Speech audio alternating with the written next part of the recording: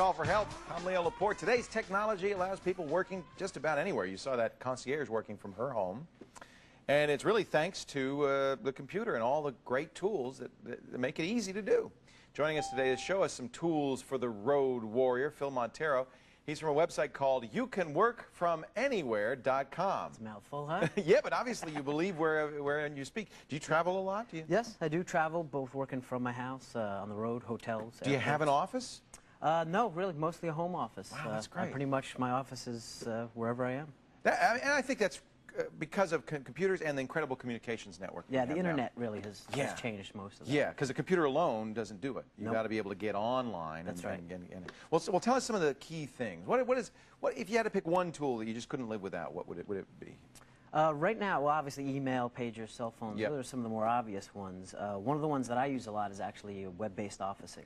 Web-based officing? Yep. All right. You've got one here called intranets.com. Now, right. there are a lot of people that do this, right? This is just one of many. What does this mean? What do they do? What it actually lets you do is set up a shared web space where you can do a variety of things. You can have shared contacts, a calendar, shared document space, so I can post a document up that other people on my team need to review. So is it free?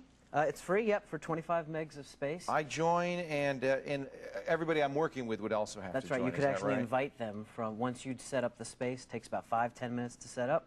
You'd invite them. They'd come in.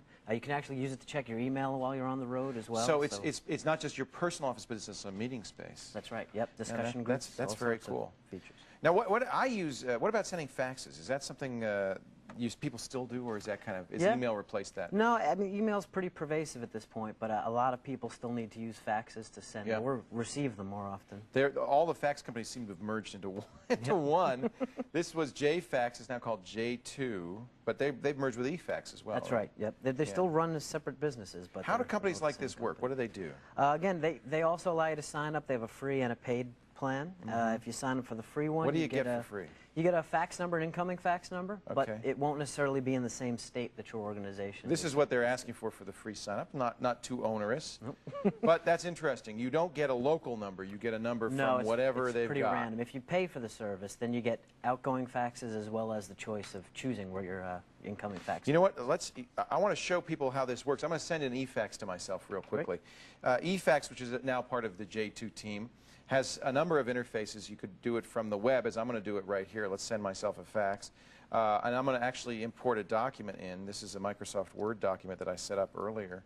And I could just send that to myself. It's really pretty easy. Yep. It's going to come into this fax machine here in just a second. Let's send that fax. But you can also do it directly from within Word. That's right. And you can do it as an email message. From email, sure. Which is really neat. You use the phone number, the fax phone number as the outgoing address. I love that. And I think the incoming faxes on this really works well, too, because anybody that faxes you at that number, it comes in as an attachment. Right. Which means, again, if you're in a meeting, instead of having to find the fax number of that hotel and kind of announce it to everybody that's needing to fax you, they fax the same number they always fax to. Yeah. And you can get that. Also forwarding those I put my eFax number on my business card, and that's my fax number. And I know that no matter where I am, I don't have to be physically next to the fax machine. I can get my faxes.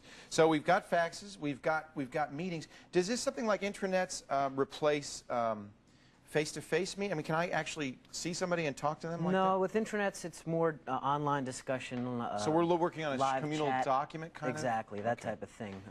People still use things like NetMeeting then for face-to-face? Yep. NetMeeting is a great tool for that. It's free. Microsoft has it. It only works on Windows machines, not that's not kind of a drag. For Macs, what do you recommend? CUCMe is a really good product. That actually is cross-platform, so it'll work on both Windows and Macintosh systems. And some places, I guess, allow you. I'm going to set this up so that we're going to see you here on this. Smile. Some places allow you to have multiple members of a meeting in the same call. Is that right? CUCMe actually excels at that a little better than NetMeeting. NetMeeting is really good for one-to-one meetings, conferencing. We're going to call right now. We're going to call Joshua in the. There he is. There's Joshua. Phil? So we're actually, Phil, say hi to Joshua. Hi, Josh. How you doing? So we're actually right now talking to each other over the internet. That's right. It also has a neat feature which lets you actually simultaneously work on a document. So you could bring up a Word document, and then Josh and I could actually be editing it real time. Wow, that's really cool. So that helps for teams. All right, Joshua, I'm going to hang up on you now. Bye-bye. And guess what's happening? My fax is coming in. Look at that.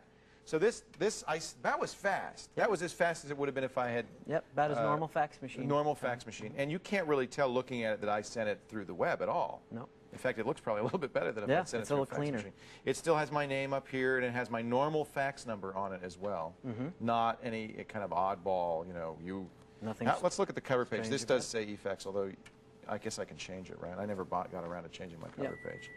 You can also do some broadcast faxing through that, which is useful. What's that? If you have a team, maybe 5, 10 people that you need to fax to, you can send one fax and send it to all of them at the same time. That's very handy. Blast it out that way. Or for I don't want to say junk mail, but for mass faxing to customers and things like that. Exactly. We've got a special deal. Let's take a look at some of the key items that should be in every Road Warriors kit. Toolkit. The Road Toolkit, starting with email faxing, which we just showed you, and you saw how well that worked. Web-based officing, like companies like intranets.com. Online meetings, as we just did with Joshua. We shouldn't leave out things like instant messaging, like Microsoft Messenger or ICQ. And of course, the PDA. Do you use a Palm? I actually have a visor. You have a visor. Yep.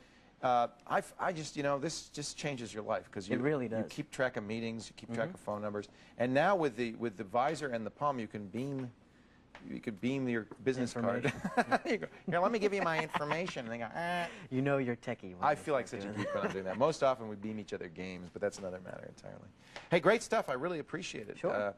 From one Road Warrior to the rest of you, Road Warriors. If you'd like to read more about all these tools for the Road Warrior, we've got it all for you online at techtv.com/call-for-help. We're going to take a break, but first test your technologist daily quiz time. You go to the website, you click on today's quiz, you get this right here in the drawing. One whole year, 12 months, 365 days of online learning at smartplanet.com. Our quiz question of the day, what's POP? Is it a Mac prototype, an email protocol, a crashing computer, or what Hal calls his dad? I'm sorry, Dave.